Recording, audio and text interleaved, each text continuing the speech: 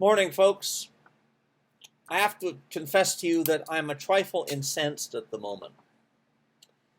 And I want to spend a little bit of time talking to you today about what's really important.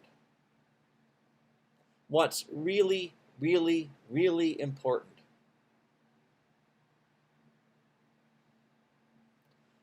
I have been hearing over and over and over and over from some of the people I respect most in this life, that music is, well, there are just, in these trying times, there are just so many more things more important than music. Of course, everything is so much more important than music in these trying times. I'm sick and I'm tired of it. I really am. I'm incensed. I am, if you'll pardon the expression, I am infuriated by this. Because, and the reason for that is because in these trying times where there is so much division, if there is one thing that can and does and has and will continue to unite us is, guess what? You guessed it, music. Yes, it does. Music can and does, it has, and it will.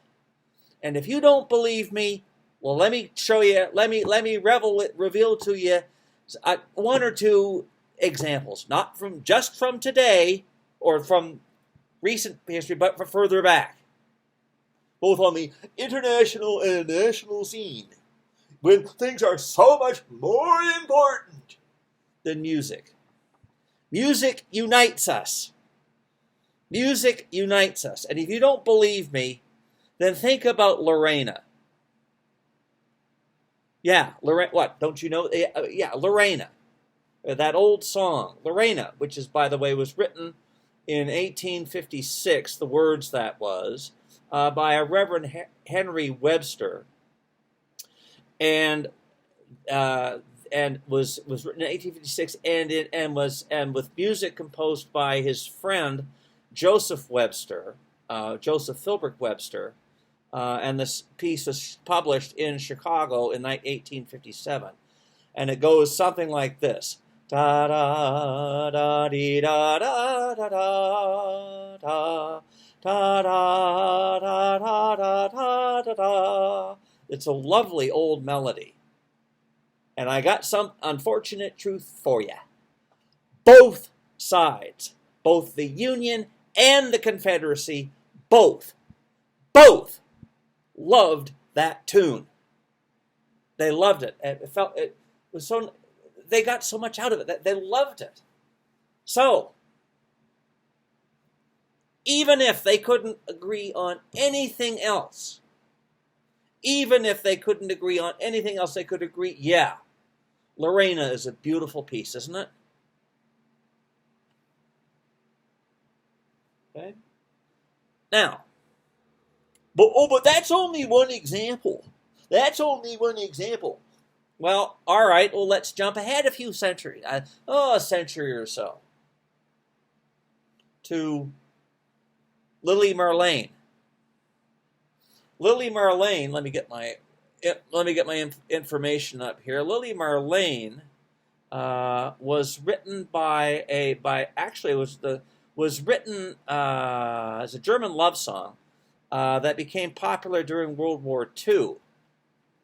The text was written in 1915, and later a composer, I think, whose name is Reinhard Schultz or something like that. His last name is Schultz, I'm pretty sure. Took music that he originally wrote for a toothpaste commercial and put it to the text of Lily Marlene. And to give you an idea, da da da da dee, da da da da da. La da da dee da da da da da da da, etc., etc. Both sides. Both sides, both the Allies and the Axis armies, and that tune was popular on both sides. Both sides of the issue. Axis, Allied. Northern Confederacy. Right? Both sides. Both were united in their love for a piece of music. And if they have nothing else in common, if they can agree on nothing else other than that, they can agree on that. And maybe, if people started negotiations between diplomats with a piece of music that they both like, maybe that might be the beginning of perhaps some fertile ground for negotiations to end whatever conflict is going on. Oh yeah, music is so much. That's not important. Yeah, a unifying factor is not important. How, if you'll pardon the expression, bloody stupid is that kind of thinking? It's stupid. You want another example? Think of Dixie. That old tune, which, by the way, was written by a Northerner. Yes, it was. It was written by a Northerner, a guy named Emmett, I believe. Right? When, after the end of the hostilities of the Civil War, a crowd gathered by the White House and asked Lincoln to say a few words, he asked his band, the house band, musicians? No, musicians? No, they're not important. He asked his musicians to play Dixie for the simple reason that he'd always liked that tune.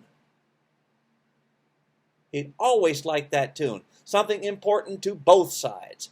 Music can and does unite people. Oh, but that can't be very important. How could that possibly be more important than anything else? You know what? That kind of thinking is just plain stupid. Just plain stupid. And I'm incensed, and I'm tired of it. I'm just so tired. Music's not important. Music unites people. In the words of my generation, music is the universal language, and love is the key to peace, love, and understanding, and living in harmony. That's what music can do.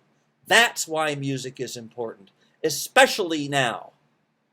It is especially important, and perhaps maybe more important than some of the things that people think is more important than music. People stop worrying about lining their bloody pockets, right? And concentrate with the other things that are more important, right? I'm starting to ramble now, but nevertheless, music can unite both sides of a conflict. Yes, it can. Yes, it has. And yes, it will. And the sooner we start applying that knowledge, the better. Maybe more lives will be spared.